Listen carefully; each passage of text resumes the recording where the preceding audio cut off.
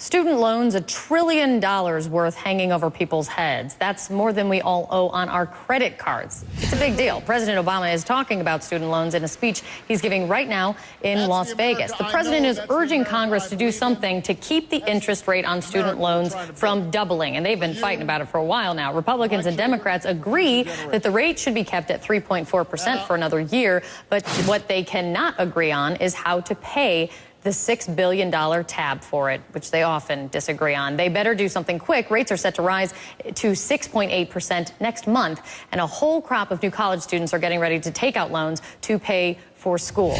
Let's bring in Terry Savage, a financial columnist for the Chicago Sun-Times. Terry, this shouldn't be as confusing as it is. What do college students need to know? Why is this whole student loan thing so complicated? Because it's politics and it's not reality. Kate, just 6 years ago, student loan repayment rates were tied to Treasury bill interest rates, which means today, if they hadn't changed the formula, the rates would be less than 0.1%. What savers get in CDs, student loan borrowers would be paying in interest. They have these artificially high rates. A lot of student loan rates are already at 6.8%. Parents who borrow for their children plus loans, they repay at 7.9%.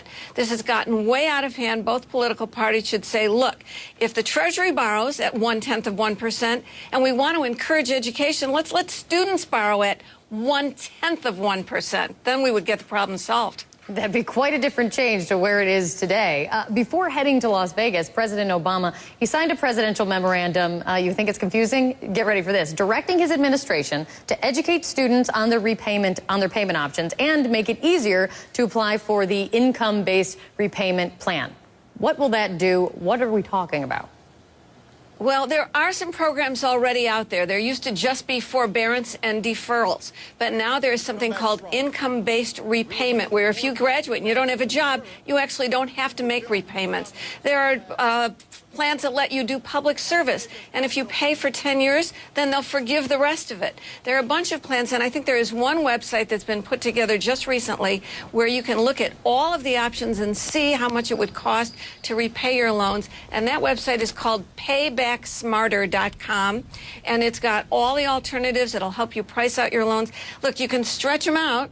That means you're paying more interest over the long run. The one thing you must do, and here's a message to all graduates this year, you have 6 months, and you can't ignore this. You have to start a plan, even if the plan is income-based repayment, where you say, sorry, I don't have a job, I can't repay. They'll put that in your record, but just don't ignore it. And real quick, I mean, there is so much that college students and their families are already dealing with, and when they're trying to get into college, when they begin college. Clearly, the student loan is not top of mind. It should be, obviously, or at least more of a priority. Bottom line, we don't have much time per usual, but bottom line, what do students need to know, or what could Washington actually do to help them? First of all, you need to know there's another great website, fineaid.org, that will help you price out student loans. But families need to think about this. Junior colleges, community colleges, you don't want your kids at home for 2 more years. They don't want to be there. But maybe that would be a less expensive way to finance a 4-year education. We cannot go on having graduates coming out with $50,000, $60,000 in debt at rates that are higher than many credit card borrowers are paying.